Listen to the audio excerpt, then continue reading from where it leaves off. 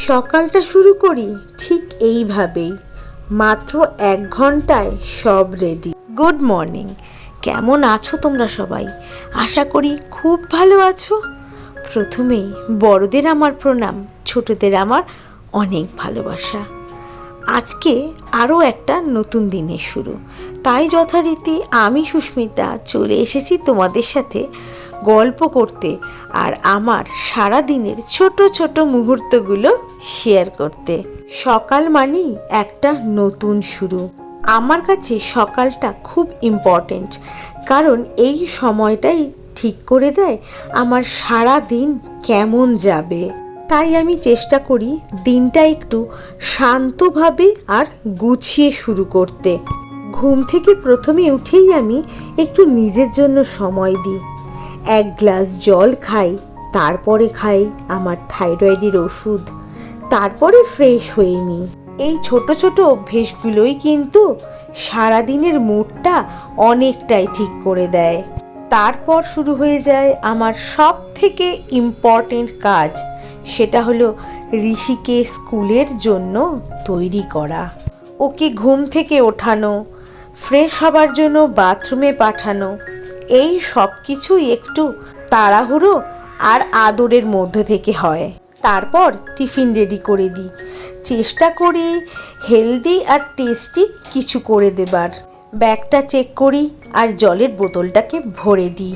এই ছোট্ট ছোট্ট কাজগুলোর মধ্যে একটা আলাদা ভালো লাগা থাকে।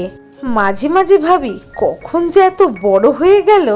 তারপরও যখন স্কুলের জন্য বেরিয়ে যায় একটু ফাঁকা লাগে, আবার একটা শান্তিও থাকে, যেন দিনের একটা বড় কাজ কমপ্লিট হলো। এরপর শুরু হয় আমার নিজের প্রোডাক্টিভ টাইম। প্রথমে ঘরটা একটু গুছিয়ে নিই, বিছানা ঠিক করা, এলোমেলো জিনিসগুলো জায়গার জিনিস জায়গায় রাখা। তারপর বাড়ির কাজগুলো একটু দেখে নিই সব ঠিকঠাক চলছে কিনা। আমি মনে করি সব কিছু নিজের হাতে করার দরকার নেই, কিন্তু সব কিছু ঠিকভাবে ম্যানেজ করা খুব ইম্পর্ট্যান্ট। এরপর চা করে নিই, কারণ চা খেলে এনার্জি পাওয়া যায় প্রতিটা কাজের জন্য, যেটা আমি মনে করি। তারপর ফ্রিজ ঘেঁটে বের করি আজ কি রান্না হবে কি হবে না, সব কিছুই মোটামুটি ঠিকঠাক করে রাখি। এরপর নিজের আর পরিবারের জন্য ব্রেকফাস্ট তৈরি করে নিই। সব সময় আমি রান্না করি না, কিন্তু মাঝে মাঝে নিজের মনের মতো করে কিছু তৈরি করতে খুবই ভালো লাগে, আর পরিবারের মানুষদের খাওয়াতেও ভালো লাগে। আর না হলে কিছু সিম্পল জিনিস দিয়ে দিনটাকে শুরু করি, কারণ আমার কাছে পারফেকশন না, কনসিস্টেন্সিটাই বেশি ইম্পর্ট্যান্ট। এইভাবে আমার সকাল কাটে, খুব সিম্পল কিন্তু প্রোডাক্টিভ।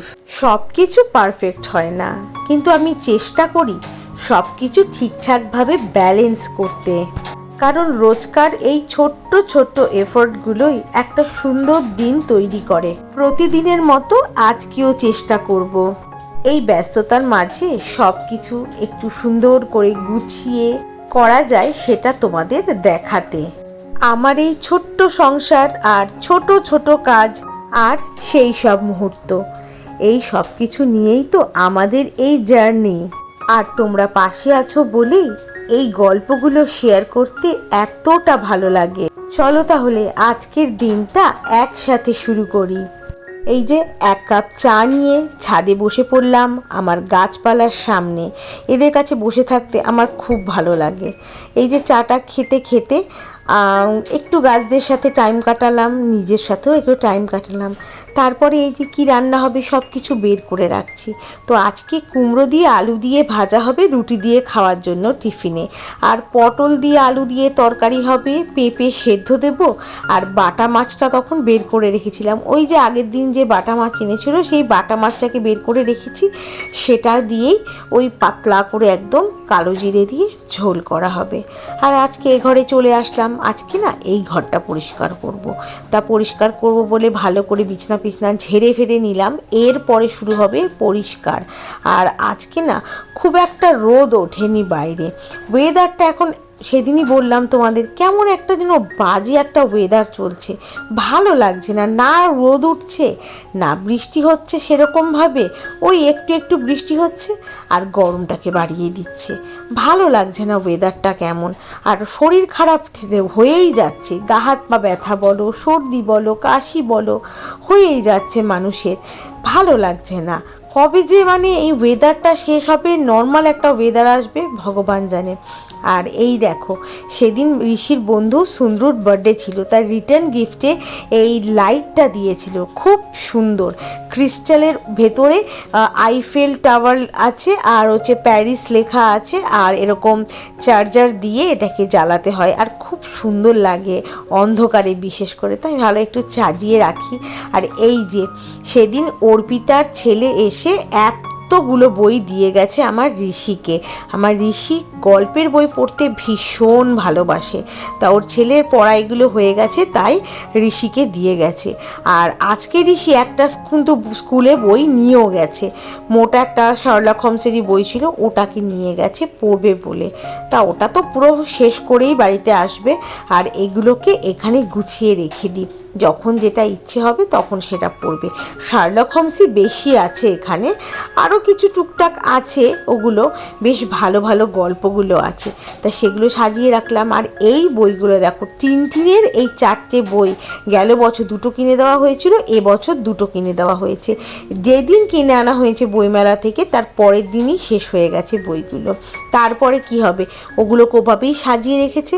আর ওর এই বইগুলো পড়তে ভালোবাসে তানিয়া, মানে ওর যে টিচার আছে সেই টিচার, ওর টিচারের কাছে নিয়ে যায় আর ওর টিচার এগুলো রেখে দেয়, ওর টিচার টাইম যখন অফ টাইমে ওই বইগুলোকে পড়ে, তারপর আবার দিয়ে দেয়। আর এই যে রান্না বান্নাও শুরু হয়ে গেছে, বাটা মাছটাকে ভাজতে বসিয়ে দিল, আর এইদিকে পটল ভাজা হয়ে গেছে, এবার আলু দিয়ে যেরকম তরকারি করে নিরামিষ তরকারি সেটা করবে। আর এখানে এই যে রুটি খাওয়ার তরকারি না ভাজা হয়ে গেছে, আর রুটিটা হচ্ছে, ওকে বারণ করেছি এই তাওয়াটাতে করতে, মা একটা সুন্দর লোহার তাওয়া আমাকে কিনে দিয়েছে, ও ওটাতে করছে না এটাতে করছে, ওকে বলতে হবে। কাজকর্ম সব কিছু হয়ে গেছে, এখন বাজে এই যে 11টা, না 10টা 40, 11টা বলছি, 10টা 40 বাজে এখন। তা শুভরাও রান্নাবান্না করে চলে গেছে, আর আমারও তো সব কিছু কাজকর্ম কমপ্লিট। এখন একটু নিচে যাব, কারণ হচ্ছে আমার ওই থাইরয়েড ওষুধটা শেষ হয়ে গেছে, সেটা আনতে যেতে হবে।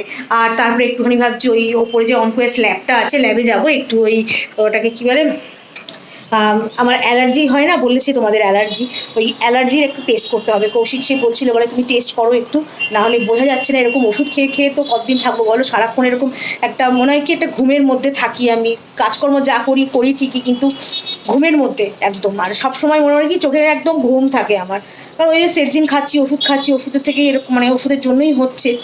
তা ভাবছি জিজ্ঞেস করে আসি কি বলে, যদি ডাক্তার ছাড়া করা যায় তো ডাক্তার ছাড়া করবো, নাহলে ডাক্তার তো দেখাতেই হবে, গিয়ে দেখিয়ে করিয়ে নেবো।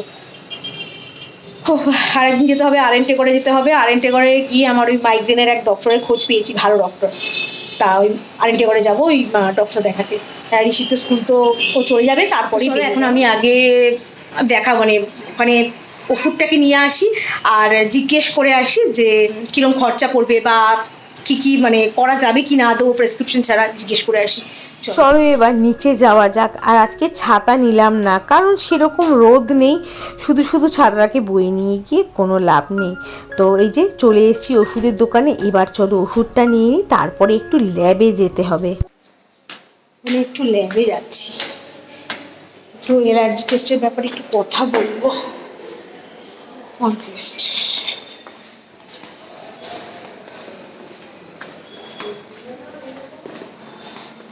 ওই অ্যালার্জি টেস্টের ব্যাপারে একটু কথা বলি। দাদা বললো 2টো ব্লাড টেস্ট আছে, 2 রকমের, একটা হচ্ছে অ্যালার্জি আছে কিনা সেটা দেখবে, আর একটাতে হচ্ছে অ্যালার্জি কিসে আছে ওটা। বাজার থেকে চলে আসলাম, এখন জিজ্ঞেস করে এসেছি।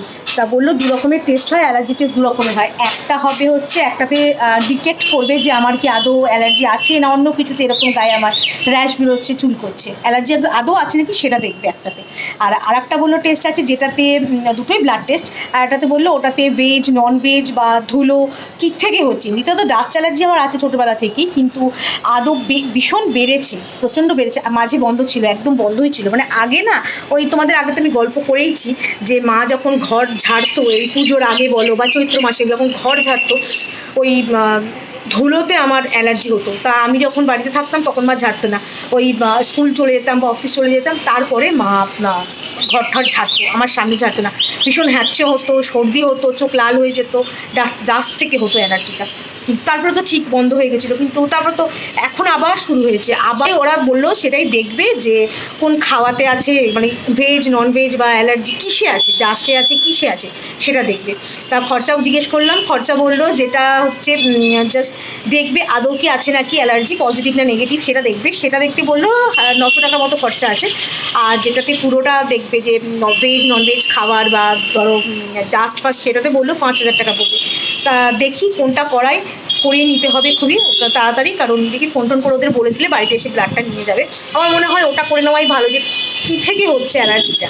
অ্যালার্জি তো আছে তো শিওর, কিন্তু কী থেকে হচ্ছে ওটাই আমাকে দেখানো দরকার, যে কোন খাবার থেকে সেই বুঝে রেস্ট্রিকশনটা। কিন্তু খাবারে জানি না কী হবে।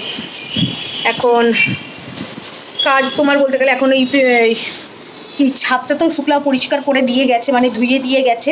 এখন এই ছাদে ওই কোনাটা আজকে ভাবছি একটু পরিষ্কার করবো, দেখি ব্লিচিং পাউডার না হলে একটু হারপিক দিয়ে তারপরে ডলবো ভাবছি, পরিষ্কার করে নিই। চলো তাহলে ওই সমস্ত কাজগুলোকে করে নিই, তারপরে স্নান করবো। আর আবার ঋষি আসার টাইম হয়ে যাবে, তারপরে খেয়ে দিয়ে একটু রেস্ট নেবো, তারপরে ঋষি আসবে, ওকে খাবার দেবো সব কিছু দিয়ে, তারপরে আবার 4:30টার সময় ওকে পড়তে দিয়ে আসতে হবে। চলো, আর কৌশিক অফিসে বেরোবে, ওকেও খাবার দাবারগুলো রেডি করে দিয়ে দিই। ছাদের এই জায়গাটা অনেক দিন ধরেই ভাবছিলাম একটু পরিষ্কার করব, তা হয়ে উঠছিল না আর। তা আজকে ভাবলাম যে না, দেখি চেষ্টা করে এই কালো দাগগুলো তুলতে পারি কি না।